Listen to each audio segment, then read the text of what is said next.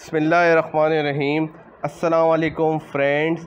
Solar panels जैसा कि हम सब जानते हैं कि सूरज की रोशनी से बिजली पैदा करते हैं और आज हम इस वीडियो में ये जानेंगे कि सोलर पैनल्स की परफॉर्मेंस किन चीज़ों की वजह से मुतासर होती है, क्यों सोलर पैनल हाई एफिशिएंसी या रेटेड एफिशिएंसी नहीं दे पाते हैं।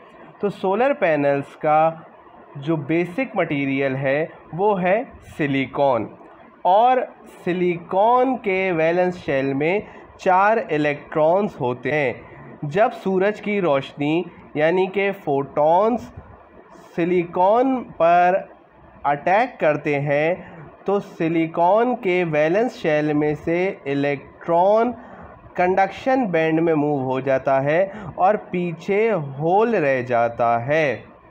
तो यहाँ पर बहुत से लोगों का ये सवाल होता है कि क्या तमाम photons electron hole pair generate कर सकते हैं। तो यहाँ पर इसका जवाब है, अगर किसी भी फोटॉन की एनर्जी 1.12 इलेक्ट्रॉन वोल्ट होगी तो वो होल पेयर जनरेट करेगा। प्लांक्स लॉ के मुताबिक अगर किसी फोटॉन की फ्रीक्वेंसी 2.7 एक्सपोनेंट 14 हर्ट्ज़ हो तो वो सिलिकॉन में होल पेयर जनरेट कर सकता है, और अगर 2.7 एक्सपोनेंट 14 हर्ट्ज़ से कम फ्रीक्वेंसी हो तो वो इलेक्ट्रॉन होल पेयर जनरेट नहीं करेगा, बल्कि सिर्फ सोलर पैनल का टेम्परेचर बढ़ा देगा। अब यहाँ पर एक सवाल ये पैदा होता है कि क्या दो फोटॉन जिनकी कम्युलेटिव एनर्जी 1.12 इलेक्ट्रॉन वोल्ट हो वो इलेक्ट्रॉन होल पेयर जनरेट कर सकते हैं। तो इसका जवाब है नहीं, ऐसा नहीं हो सकता।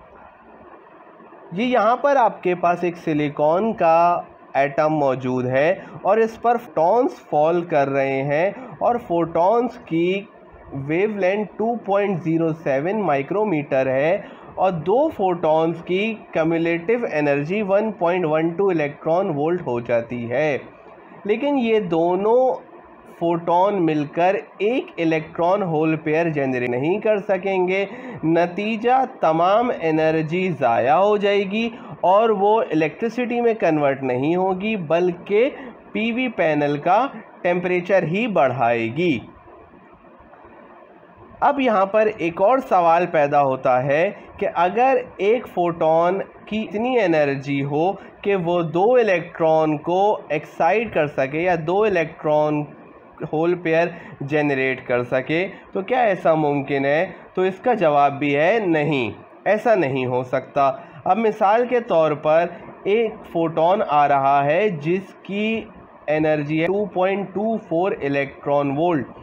अगर देखा जाए तो वो दो इलेक्ट्रॉन होल पेयर जनरेट कर सकता है, लेकिन वो सिर्फ एक इलेक्ट्रॉन होल पेयर जनरेट करेगा और बाकी सारी एनर्जी हीट की फॉर्म में ज़ाया हो जाएगी और पैनल का टेम्परेचर बढ़ाएगी। अगर हम सोलर एनर्जी का स्पेक्ट्रम देखें तो हमें कुछ इस तरीके से नज़र आएगा, और इस स्पेक्ट्रम को केयरफुली स्टडी करने पर हमें पता चलेगा कि 50.4% सोलर एनर्जी सिर्फ़ और सिर्फ पीवी पैनल का टेम्परेचर बढ़ाएगी और किसी किस्म की कोई इलेक्ट्रिसिटी जनरेट नहीं करेगी। और जैसे जैसे पीवी पैनल का टेम्परेचर बढ़ेगा उसकी परफॉर्मेंस डाउन होती जाएगी, यानी कि 50.4% सोलर एनर्जी ज़िम्मेदार है पीवी पैनल की एफिशिएंसी डिक्रीज़ होने का, क्योंकि ये एनर्जी सिर्फ पीवी पैनल का टेम्परेचर बढ़ा रही है, किसी किस्म की कोई इलेक्ट्रिसिटी जनरेट नहीं कर रही है। यानी कि पीवी पैनल की कूलिंग यहाँ पर ज़रूरी बन जाती है ताकि पीवी पैनल अपनी रेटेड एफिशिएंसी पर ऑपरेट हो सकें। पीवी पैनल की एफिशिएंसी कैसे बढ़ानी है कूलिंग करके, वो हम अपनी पिछली वीडियोस में बता चुके हैं, जिनका लिंक डिस्क्रिप्शन में मौजूद है। मैं उम्मीद करता हूँ आपको ये वीडियो पसंद आई होगी। अब तक के लिए इतना ही। मज़ीद वीडियोस के लिए हमारा channel learn with doctor Naqvi follow करना मत भूलिएगा। तब तक के लिए अल्लाह हाफिज़।